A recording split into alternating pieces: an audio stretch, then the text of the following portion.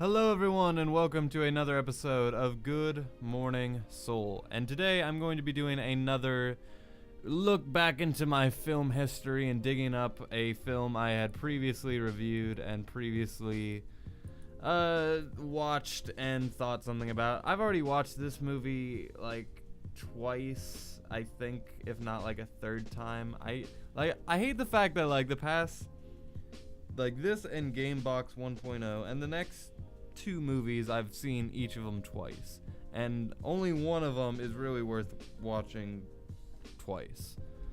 So this movie is about the Green Hornet, and it's a Seth Rogen it's a Seth Rogen movie. It is directed by Michael Gondry, and it's about let's see what this guy's directed. He directed fucking Eternal Sunshine of a Spotless Mind. Hell yeah.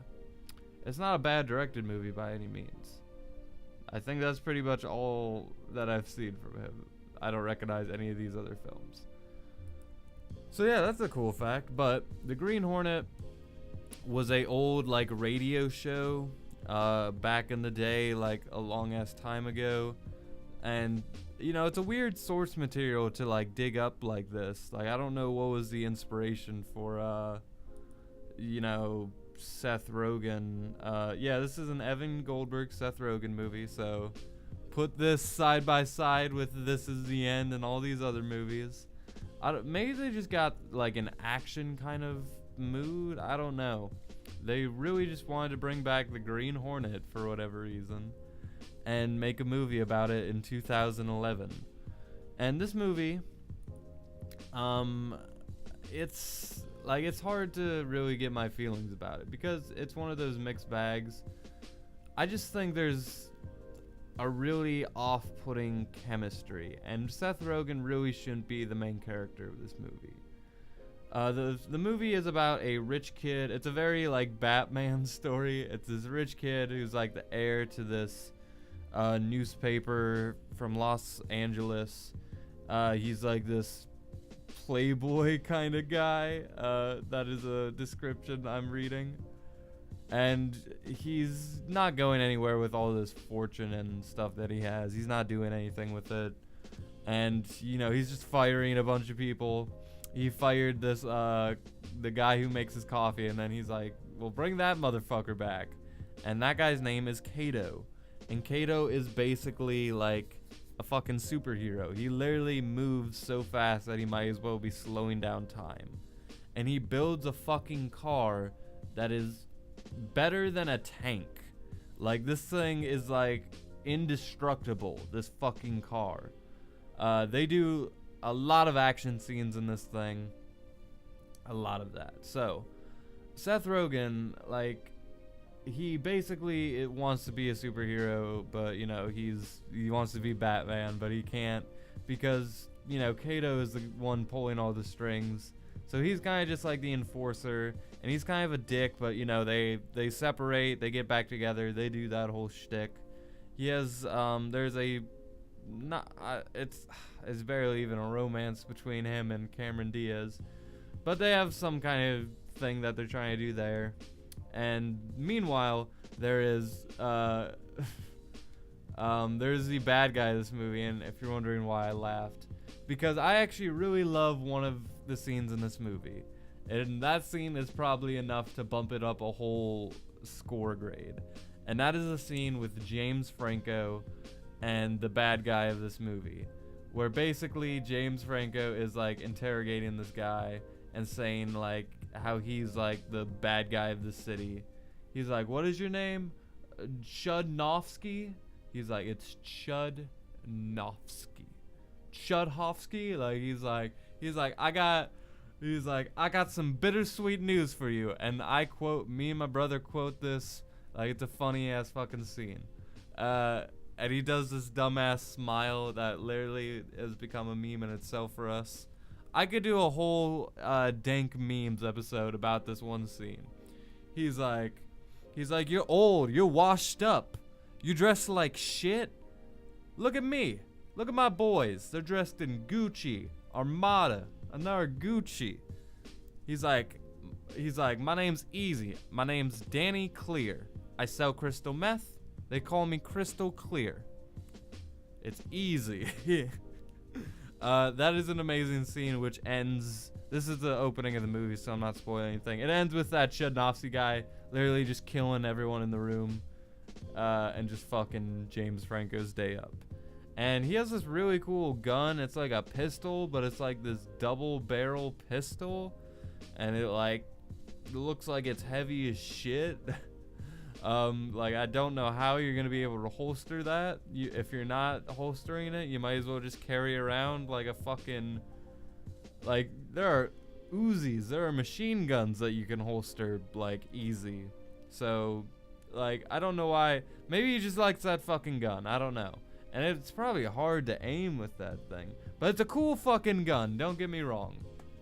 They tried to make this bad guy like cool. From that intro, you can kind of tell like, oh, our bad guy is just some guy with an accent. Like he looks like every other bad guy. So they're like trying to amp it up, right? But the two main characters of this movie really don't have that much chemistry, and that's mostly no fault to 𝔐𝤐 or his actor, who acted for 𝔐𝤐 cast. 𝔗𝔐𝔞𝔱, who I think I had thought this was the guy from Harold and Kumar for a bit. Oh, he was in Now You See Me Too. Yeah, this guy's like a star from Japan or something. He's in a lot of Japanese films. But yeah, Seth Rogen is really the big problem with this movie. And, you know, I like Seth Rogen. I think he's pulled off his chops as an actor in movies such as 50-50, Jobs. He's had some other funny roles. I like Seth Rogen a lot.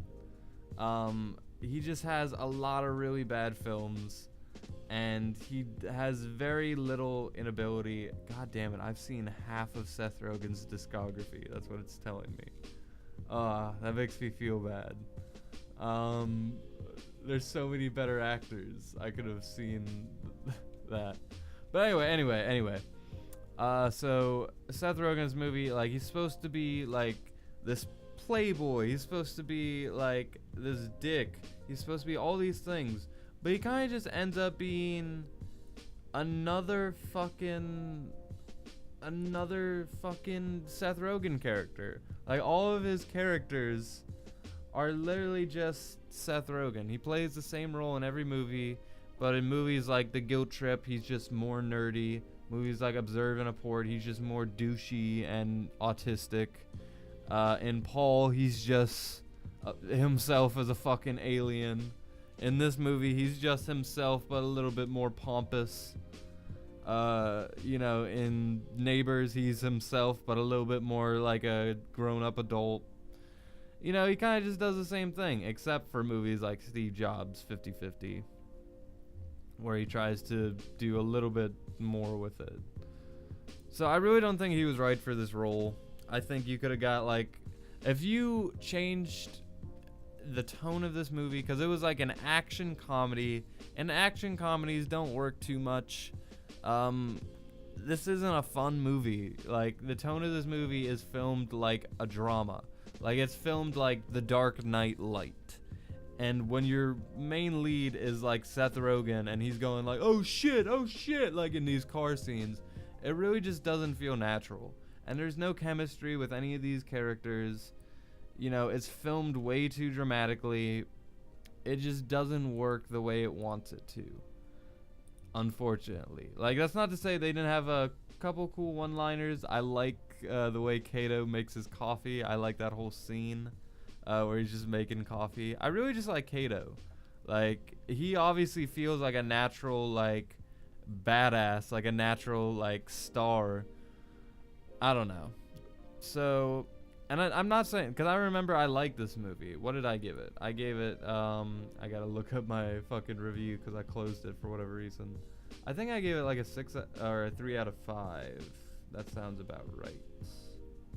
Because I remember I did like this movie. And I remember they showed it to me in school. Like, I remember for whatever reason we watched this movie in like a science class or something. Like, that's how little shits they give in school. that they just play fucking the Green Hornet, which is just ridiculous, which had already been an old film by that time, I think. Yeah. I gave it a 3 out of 5. So I think that would translate to like a 6 out of 10. I know I wouldn't give it that anymore, so I'm just gonna give it a 5 out of 10. Because just watching those clips again, like, it didn't feel like anything special. I would give it lower if not for James Franco's scene, because I love that scene so much. But anyway, those were my thoughts on the Green Hornet. If you guys have any thoughts of the movie down below, you are free to share. Hit me up. But until then, thank you for watching, guys. You are the best. I'll see you tomorrow with another episode of Good Morning Soul, and with that, I leave you.